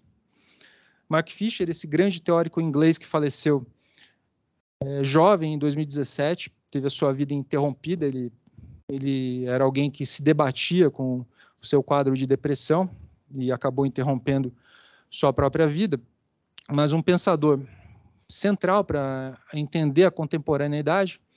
Há um livro chamado Realismo Capitalista, eu até tive a honra de escrever a apresentação de orelha desse livro, na tradução aqui para o Brasil, mas não é nele que ele fala propriamente dessa questão das ciências duras. Isso aparece em textos esparsos. E a crítica que Fisher faz, principalmente, é a internet, né, o assunto do momento. Fisher, que era um grande entusiasta da internet nos anos 90, ele fazia parte de um coletivo de pesquisa chamado CCRU, que existia na Universidade de Warwick, né, e ele via muito potencial emancipatório nas tecnologias computacionais, naquilo que na época ficou conhecido como Internet 1.0. No entanto, com o advento, principalmente das redes sociais, Fisher, né? Fisher, deixa eu voltar um pouquinho. Fisher, ele concluiu que as tecnologias do tempo atual e que a internet do tempo atual, o ciberespaço, não é um ciberespaço qualquer, não é um ciberespaço neutro, é um ciberespaço capitalista. E é isso que a teórica Jodin, grande parceira intelectual de Fisher, amiga, escreveu no seu livro The Blog Theory, né, a teoria do blog, um livro foi publicado em 2010, que influenciou muito o pensamento de Fisher, e Jodin, ela cria o conceito de capitalismo comunicativo. E critica a captura pulsional das pulsões que é feita nas redes sociais. Então, num primeiro momento, nós podemos imaginar que nossas redes sociais são neutras, porque podemos postar quase tudo, lógico, só não haver um abuso, né? Mas, enfim, há uma grande liberdade de expressão nas redes sociais. Eu posso carregar um vídeo no YouTube tratando tanto de Marx quanto de Karl Popper, né? Não há problema nisso.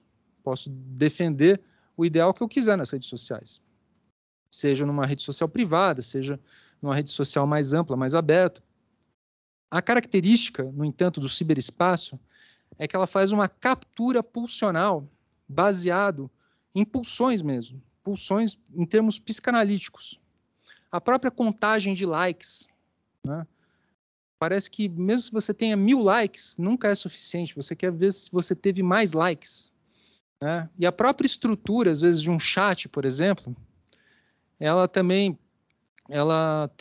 faz uma espécie de captura pulsional, né? Tanto é que muitas pessoas têm comportamentos em chats, nas redes sociais, que não teriam no meio, enfim, físico, né? Isso tem a ver com a forma de desejar no capitalismo. E aí, falando um pouco de Fischer, falando um pouco de Lacan, Lacan tem uma teoria do desejo no capitalismo, que passa justamente pelo mais-valor, né? E tem um debate entre Deleuze-Guattari e Lacan, né? Para Deleuze-Guattari, o capitalismo ele diz respeito a um desejo da falta, como se fosse uma bolha de sabão. Estoura a bolha de sabão, precisa de uma outra bolha de sabão. Já Lacan, não, ele fala que o gozo, que o mais-valor, que a reprodução do valor, né, é sempre um excedente que nunca tem fim. E aí é essa lógica pulsional que é capturada nas redes.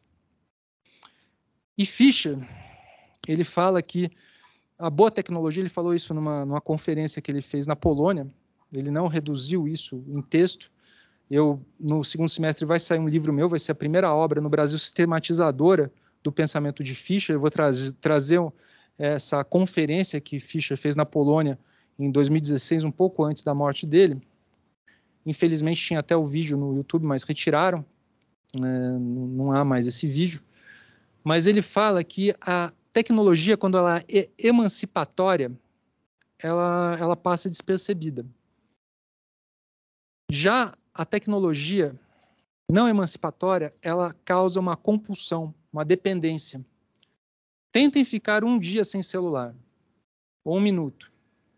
Nesse exato instante, muitos que me acompanham aqui, e muitos e muitas que me acompanham online, devem estar se coçando, ou nesse momento abrindo as redes sociais, principalmente em casa, que isso permite, para checar e-mails, verificar likes nas suas redes sociais, né? Não consegue ficar sem.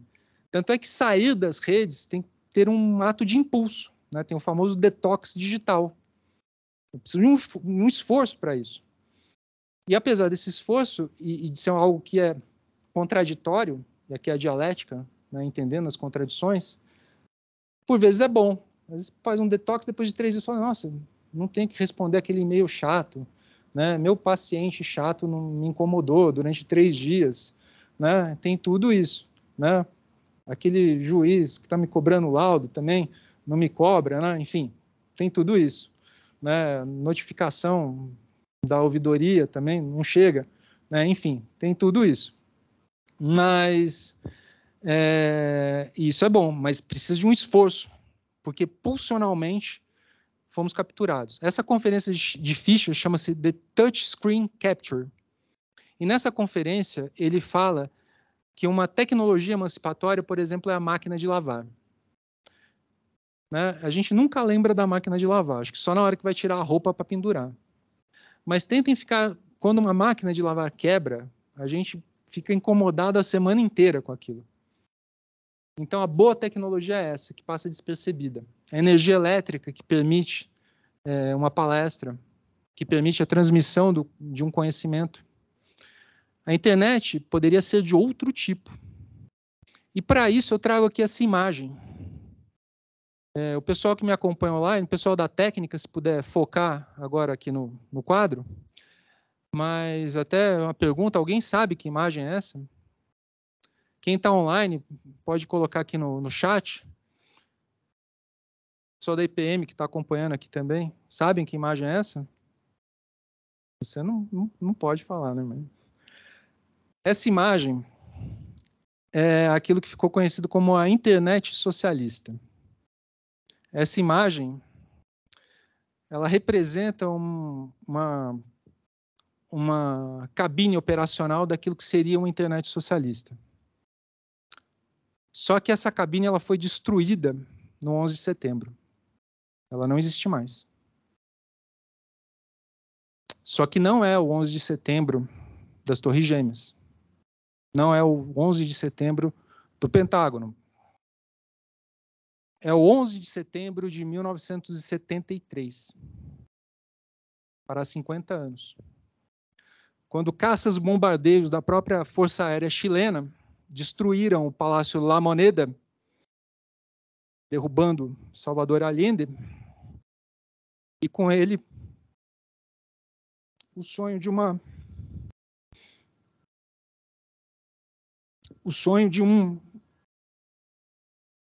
algo que poderia ser muito diferente. Avante.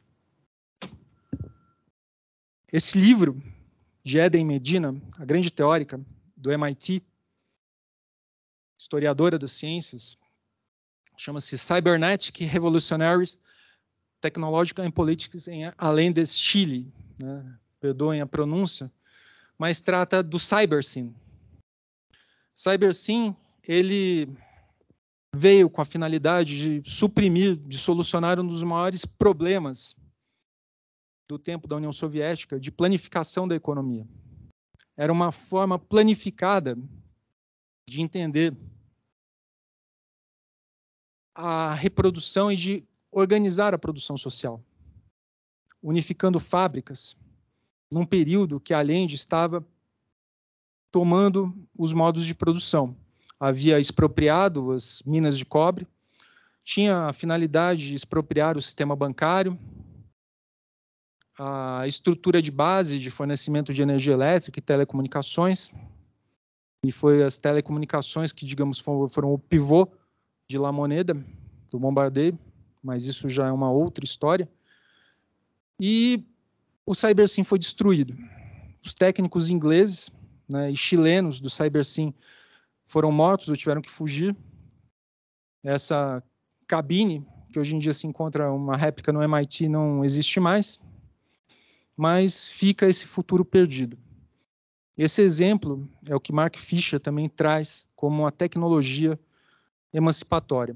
Então, quando nós nos perguntamos sobre tecnologias e sobre a neutralidade delas, e sobre os seus potenciais emancipatórios, e sobre como seria uma sociabilidade pós-capitalista, talvez antes de nós perguntarmos isso para outras pessoas, e a pergunta é válida, é lógico, mas talvez nós podemos perguntar para nós mesmos, como seria um horizonte emancipatório.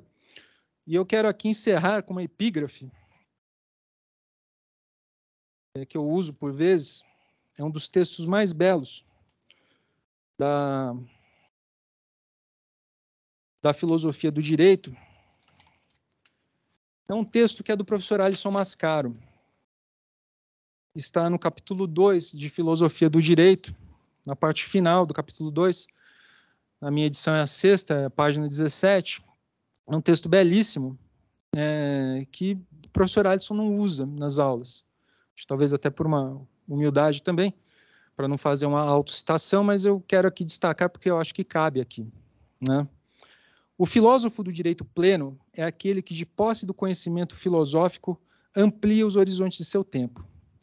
Virulento contra as injustiças, aponta para o justo que ainda não existe. Então, meus colegas, minhas colegas, aqueles e aquelas que nos acompanham online, então continuem apontando para o justo que ainda não existe.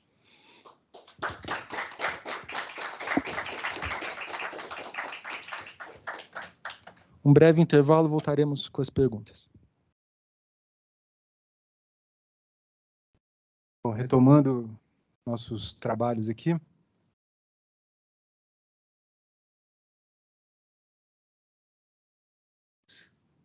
Obrigado. Temos já algumas perguntas. Aqui, ó. Bom, eu estou de volta ao chat, né? Meus companheiros e companheiras alunos também, que eu também me vejo aqui como aluno. Hoje eu tive que ficar ausente do chat, mas já aproveitando, saúdo todas e todas que estão aqui nos acompanhando à distância.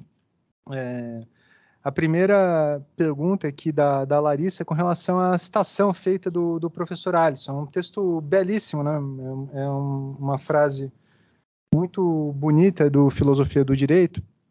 Até lembro que na época eu tinha acabado de conhecer o professor Alisson aqui na EPM, numa das aulas, né? Isso foi em 2016.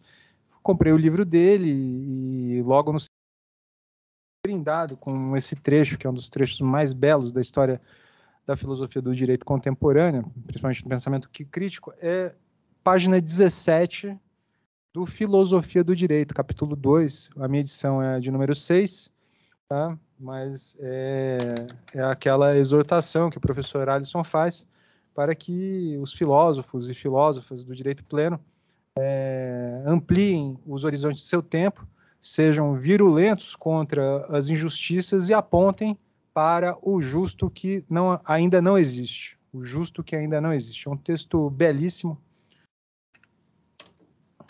mas que o professor Alisson nunca vi, pelo menos, ele mencionando em aula, mas a gente faz questão de também fazer também essa homenagem ao professor Alisson.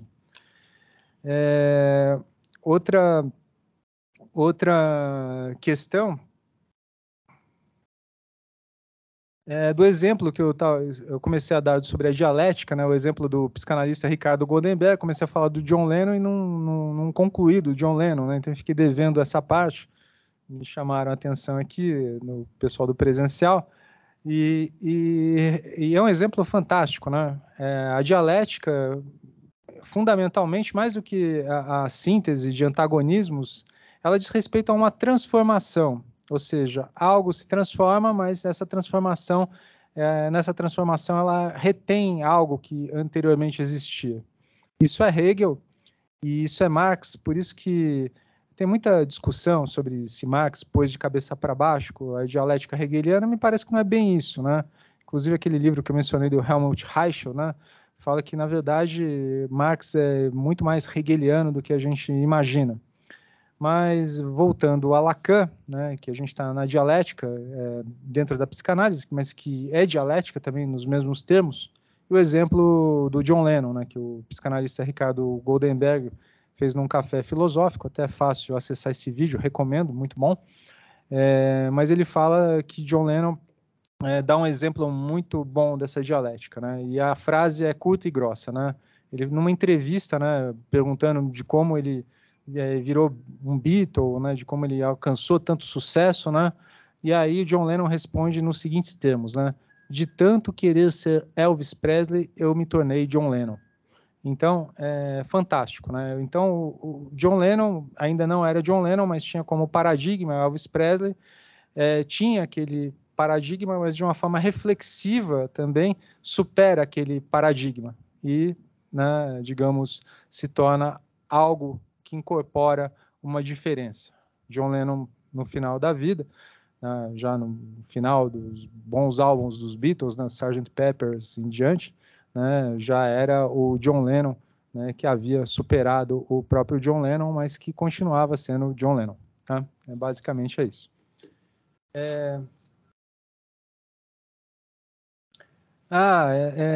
Sobre a pergunta aqui do presencial, agradeço muito a pergunta, né, sobre o CyberSim, né, essa imagem que nós ainda temos aqui no frame. Né, essas pessoas que criaram essa sala fugiram, estão vivas, porque não recriaram. Na verdade, a sala era só a sala de controle, era uma estrutura enorme do investimento do governo chileno para, primeiramente, seria a própria criação da internet, né? A internet, nas suas origens, ela tem uma estrutura que é fundamentalmente militar. Ela surgiu no final dos anos 60, começo dos anos 70, e a ideia era do Comando de Defesa Aérea dos Estados Unidos em ter uma alternativa de comunicação no caso de uma hecatombe nuclear. Então surgiu fundamentalmente para isso. Né? E ainda está muito distante, né? No começo ela conectava universidades, centros de pesquisa, mas não chegava na América Latina, muito menos no Chile, no Brasil, enfim. E esse foi a tentativa de desenvolvimento de uma internet socialista, mas que demandava um esforço absurdo, né? Era um teórico, me foge o nome, mas no livro da Eden Medina, ela explica toda a história do CyberSim, um livro muito interessante dessa professora do MIT, né, que inclusive ainda hoje dá aulas no MIT, no Instituto de Pesquisas de Massachusetts, né? E ela conta que era um grande cientista, engenheiro da cibernética, que foi trazido pelo Allende para o Chile, mas que eles tiveram que, enfim, cada um voltou para o seu canto, continuaram com suas pesquisas, mas isso demandava um investimento que apenas um Estado poderia fazer naquele tempo. E, bom, aí já é história, né, mas com a ditadura de Pinochet quiseram eliminar todo o resquício de qualquer viés emancipatório de um eventual governo socialista. Talvez o grande crime de Allende foi ter ousado em fazer um governo socialista democrático, né? Allende foi eleito democraticamente e, enfim, não teve a oportunidade de concluir, dentre tantos projetos, esse do CyberSim. Agradeço também a pergunta agora, público online, do José Augusto. Na verdade, é uma ótima pergunta, eu até ia abordar isso, mas acabei não abordando. A pergunta é a seguinte: é possível compatibilizar de alguma forma o método do materialismo histórico dialético de Marx com o método racional e do protestantismo ascético do capitalismo de Weber? É uma ótima pergunta com relação à metodologia, né? No final, eu acabei tentando explicar que a metodologia ela varia conforme a percepção que se tem do objeto social. Weber percebia o objeto social de uma forma fragmentada, né? Aquela máxima do liberalismo que a sociedade não é composta por si mesma, né? Mas apenas pelos indivíduos e por suas famílias, né? Então essa percepção do objeto ela importa numa opção metodológica distinta, mas respondendo a pergunta, é possível. Alguns falam que é impossível. Inclusive o Vitor Strasser, ele entende que é possível uma contribuição, ele até usa uma expressão engraçada, né? É americana, é estadunidense a expressão, né? Amigos com benefícios, né? Que seria a amizade colorida. Então ele fala, é possível ter uma amizade colorida entre o Weber e o pensamento weberiano e marxista, mas não é possível uma fusão desse pensamento. Realmente não é possível uma fusão metodológica. Mas o que é possível é nós adotarmos as metodologias diversas em distintos níveis de abstração. Vou tentar explicar um pouco. Então, eu posso utilizar um método dialético, materialista, para perceber as estruturas mais profundas que determinam a sociabilidade, como, por exemplo, as formas sociais. Mas no nível intermediário de abstração, eu posso fazer uma pesquisa baseada numa metodologia weberiana, como, por exemplo, baseada em tipos ideais. Até o Caio está aqui presente, estava conversando esses dias sobre isso, né? Tem o Grégoire Chamaillou, que faz um pouco isso, né? Ele traz uma linha que é Foucaultiana, que não é propriamente crítica, mas mescla com o pensamento crítico. Tem o Dardot e o Laval, que também fazem isso. tem análises bourdieusianas também. O Bourdieu também ele faz uma análise, digamos, mais fracionada da sociedade, mas é possível haver uma compatibilização entre o pensamento de Bourdieu e Marx, né? São metodologias distintas, né? Tanto é que no grupo de pesquisa, um dos livros que nós adotamos é o do Novo Espírito do Capitalismo, que é do Boltanski e da Yves Capello, né? Boltanski, que era um aluno de Bourdieu, e nós utilizamos dentro de uma linha de pesquisa crítica um pensamento que não é crítico. Então é possível, sim, fazer uma mescla dessas metodologias, mas em diferentes níveis de abstração. Eu não posso fundi-las no mesmo nível. Isso já me parece complicado, se não impossível. Mas é possível uma compatibilização. E até tem um teórico, um grande professor, que inclusive amigo, e com o qual eu tive a oportunidade de escrever um artigo, que é o João Seth Whittaker, né, que foi secretário municipal da habitação. Hoje em dia ele é professor da FAO e hoje em dia até é diretor da FAO, né, da Faculdade de Arquitetura e Urbanismo da USP. E ele tem uma teoria, que em breve eu acho que vai sair em livro, que é da forma social patrimonialista, né? Nos 20 anos do Estatuto da Cidade, nós escrevemos em conjunto um artigo em que tratamos disso.